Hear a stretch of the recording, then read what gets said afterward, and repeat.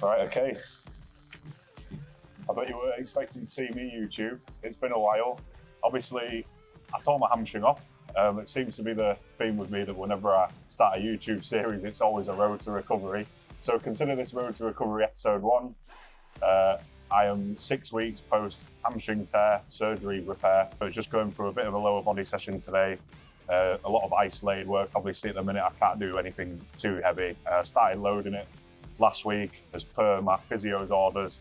Yeah, it might not be the most interesting video you've ever watched, but it'd be cool to document this process of rehab early, and then obviously any of you who are going for injuries as well, maybe you can take a few nuggets away and use them in your own training if you get injured. So yeah, let's go.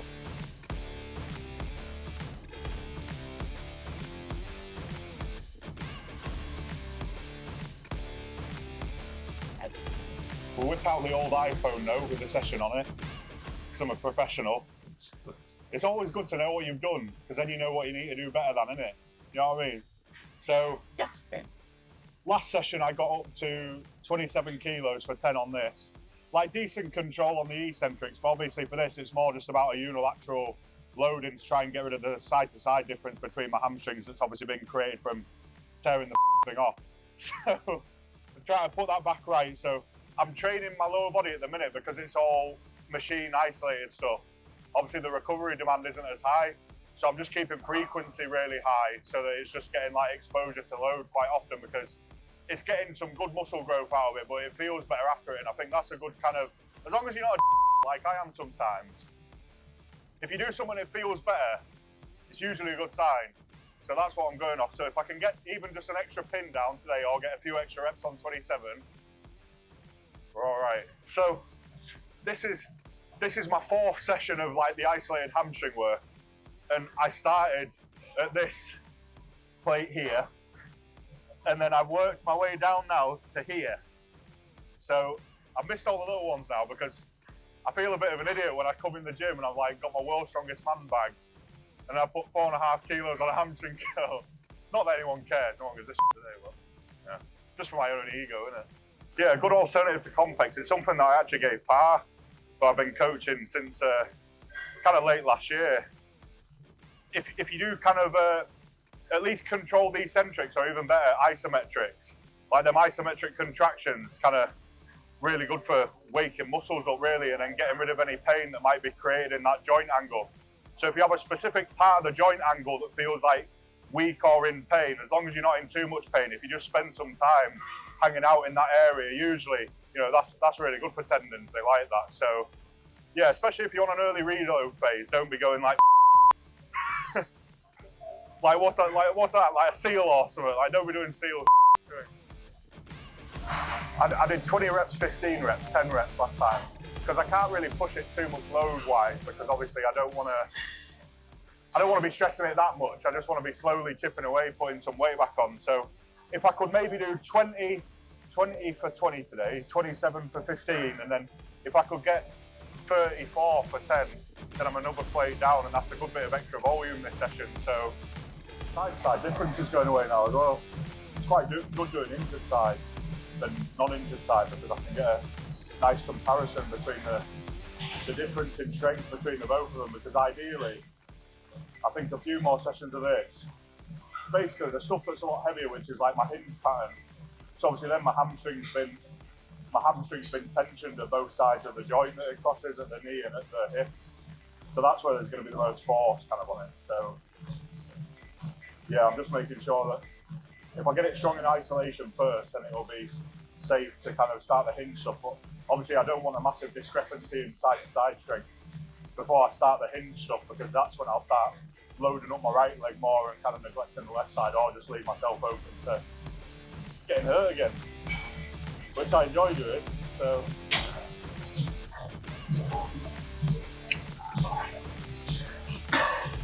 wasn't that right?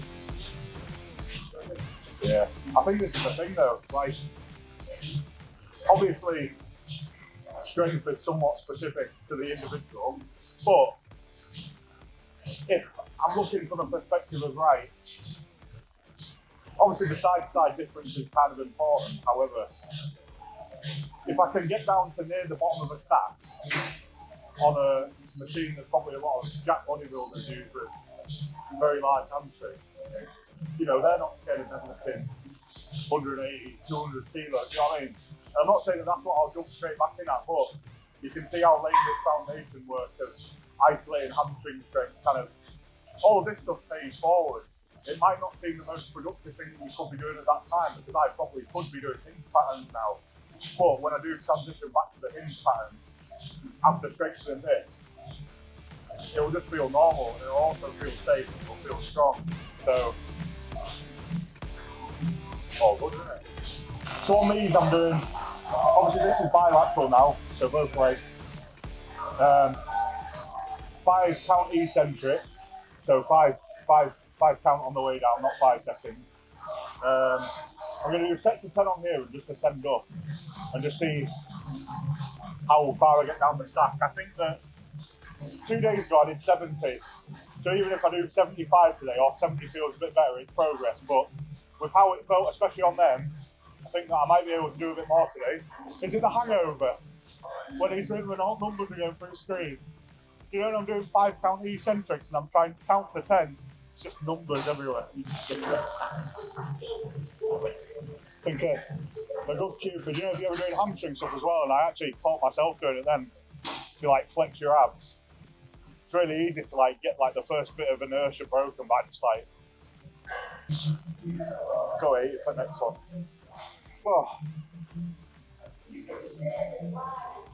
Oh, nearly a bottom of stack on this as well, you know. That was getting quite hard by doing to control it. Got my right side kicking over a bit more, but I'll do that, that's alright. Right, one extensions now.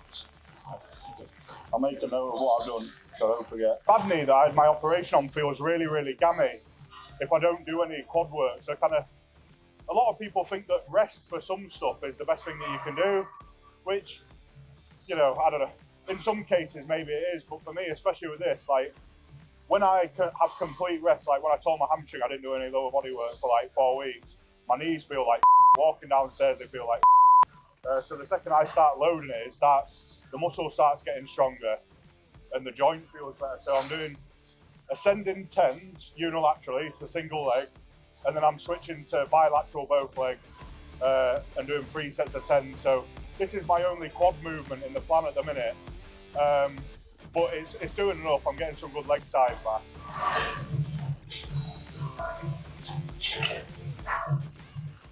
You need an engineering degree for these things here. Right.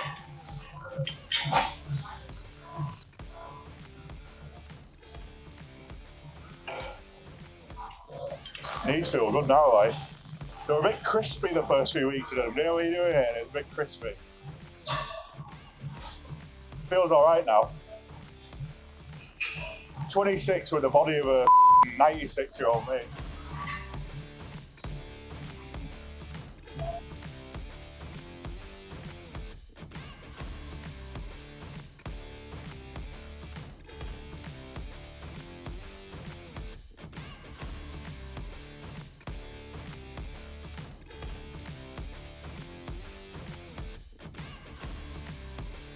It's like a really nice phase, you know, getting back into it now. As someone who's been lifting for like 10 years. It used to be the case when I was a bit younger, but now since I have a tendency to get strong, get injured, come back, get strong, get injured, come back times 5, it's nice coming in and just feeling like some sort of progression every single session, which obviously isn't common for me, because part of getting good at something is just not getting bored of doing the same thing over and over again, isn't it? But it's like refreshing to actually come in and be like, oh, I'm one down there. I mean, I'd rather not be injured, but you've got to take the wins where you can. Now I do some leg sessions. I've started wearing my shorts again that let everyone know that I'm not just upper body day every single day. Like, this guy never trains legs. So I'm squatting 400 kilos.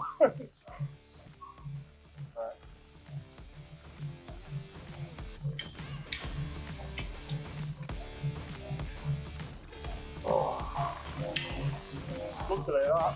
Right. Pace of the session picks up a bit now. It's just max effort reps now. So I'm going to send my arse into space on this booty builder hip thruster. Right.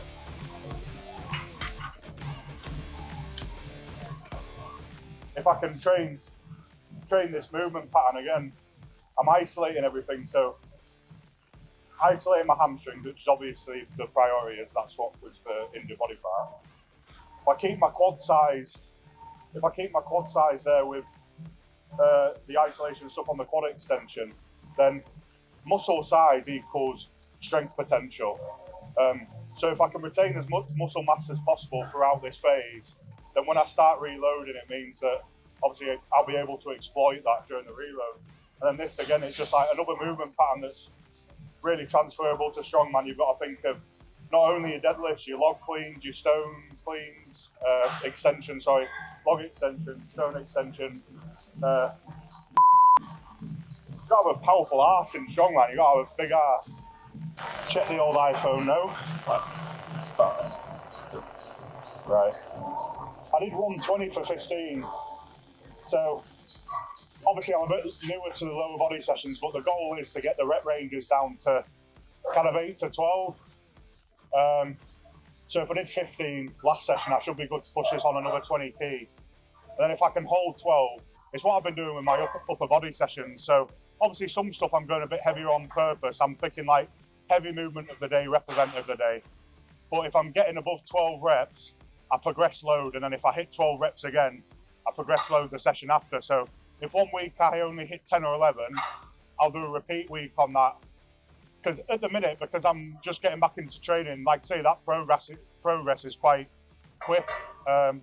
So a rep or two here or there, or even, you know, in some cases I've been putting like 3 or 4 reps on an exercise every time I do it. So I can kind of exploit that a little bit more at the minute, but it's like a decent way to go. Obviously, if you're to increase a full rep, it's quite a big percentage jump, but when it starts slowing down, that's when I might start throwing on 1.25 and 2.5, but at the minute I can get away with being a little bit more aggressive. Triggers me this, doing walls there, and machines like that.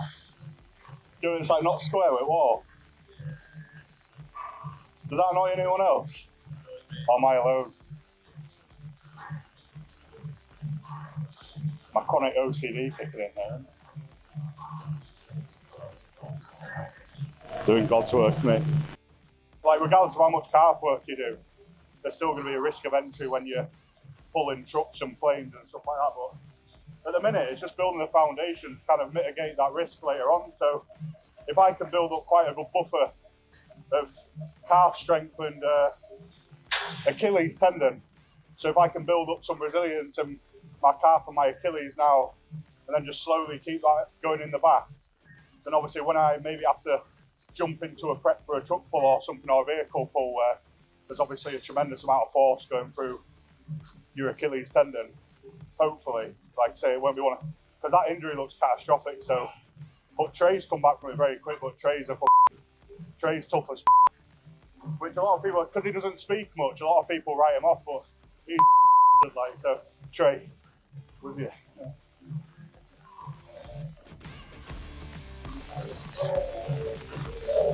I believe I did 140 last session, so yeah. So I'll do 160 today. Try and keep that same rep range as I was saying on that glute bridge.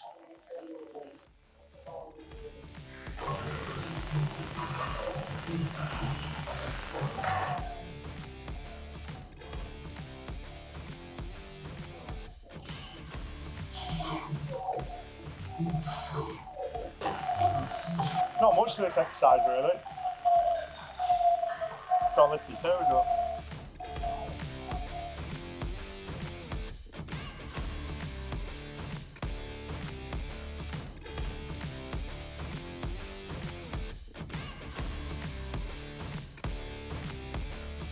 Left tibialis is rep. Right, I'll finish off with these adductors and then I'm done for the most part. So your adductors contribute to hip extension as well.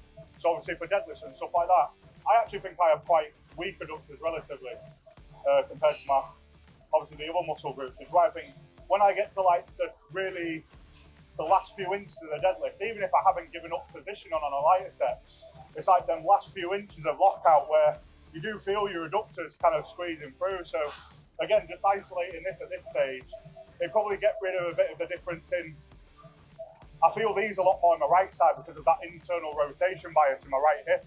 My left hip's fine with opening, my right hip doesn't want to budge. So again, doing like a bit of a weighted stretch with this, it feels quite nice. I'm injured again. Oh, lint roller. This machine's trying to kill me, I swear. Right. Alright, so I hit 15 reps on 120 last session, so again, if I'm aiming for, I'll probably end up doing about the same today for free. But, see how we go.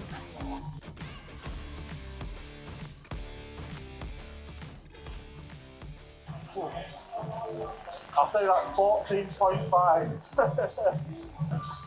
I think I'm the only person in the world who uses this machine, you know.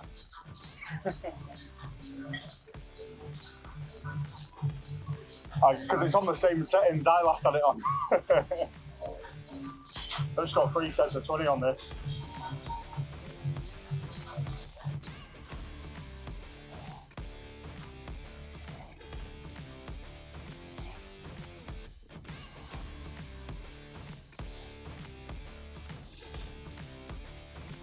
It's been a noticeable difference in my back and hips as I've started doing these again. Especially because when I actually tore my hamstring off, I started like my left knee and left lower back side feeling like absolutely terrible, because I think because there was nothing tension in my pelvis back neutral, my hip flexors were just short. Whereas this is like obviously like decompresses your lower back, but ever since I started doing these, I've thrown them in like as I've started reloading my lower body again, and my back and hips feel great. So again, if it feels good, just keep doing it. It's quite a good rule of thumb to go by.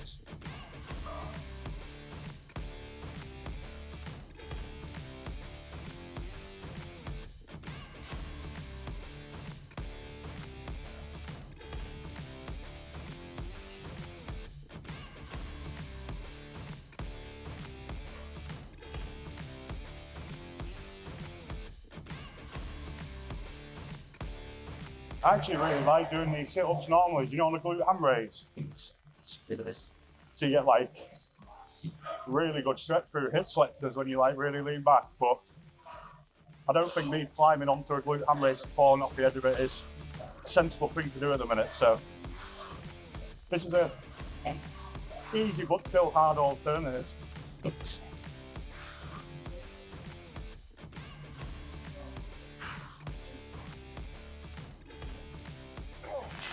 Cheers for watching, everyone. If you enjoyed this video today and you enjoy seeing the Road to Recovery episode, or injury number 5, episode number 1, then subscribe, like, tell your mates. Any feedback for the video, let us know in the comments below. So the more that we can cater this to suit the audience, the better, obviously, because then you'll keep watching. And then if I get injured in future, I won't have to be in crippling debt.